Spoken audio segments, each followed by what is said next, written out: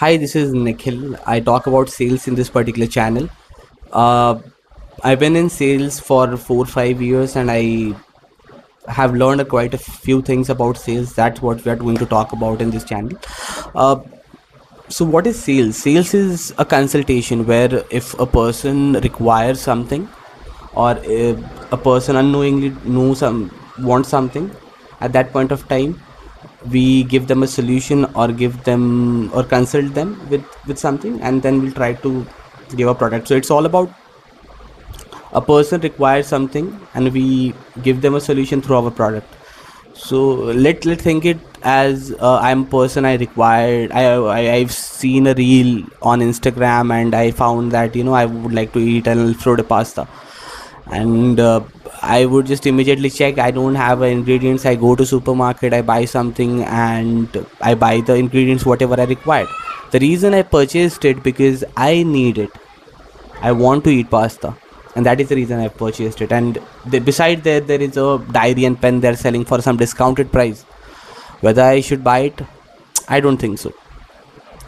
So it's all about need something, and then you purchase it. There is no one in this world, like majority of the people would buy something because they need it. So that's how sales works. You have to find people who need your product, who might be a potential buyer. In cold calling, sometimes we cold call people. We tell them whether they should buy it, or it should be worth buying this for them, or it will help this particular problem to them. But there are less chances. If you want to make the efforts very less, you want to make sure that whoever you're reaching out to would convert, then you have to find the right signals and accordingly connect those people. Now majority of the time when you connect someone, majority of the time you consult someone, doesn't mean they're going to buy from you, right? Because you might be selling something worth of crores or millions, right? At that point of time they haven't purchased something like that in their previous days, or maybe something so expensive. So at that point of time they required a little push, influence, I would call it. This is by Mr. Robert Cialdini. I don't know if I'm pronouncing the name wrong. It's by influenced by the psychology of persuasion. It's a very good book. If you are into marketing or sales, you should definitely read this book. They're talking about the weapon of influence. What is influence precisely is that if you are purchasing something, you have purchased that particular product not because you wanted to, but there were lot of small things that made you buy that product. Whether it could be a salesman telling you, or convincing you for that product, whether your friend have told you and influenced you for that product, whether you have seen an advertisement online for that particular product. But there are a lot of things which is in play which made you buy that product.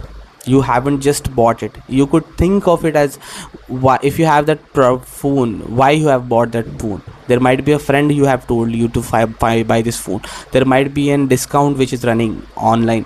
There might be some key ingredients that this phone have offered, that made you influence and buy this product. So there was always an influence. So back to the question, if you are selling something worth of crores and a person is very confused, you should always give them a small points where you can influence them to buy the product. So giving them something in return, for example a gift, or that made him or her to buy that particular product, or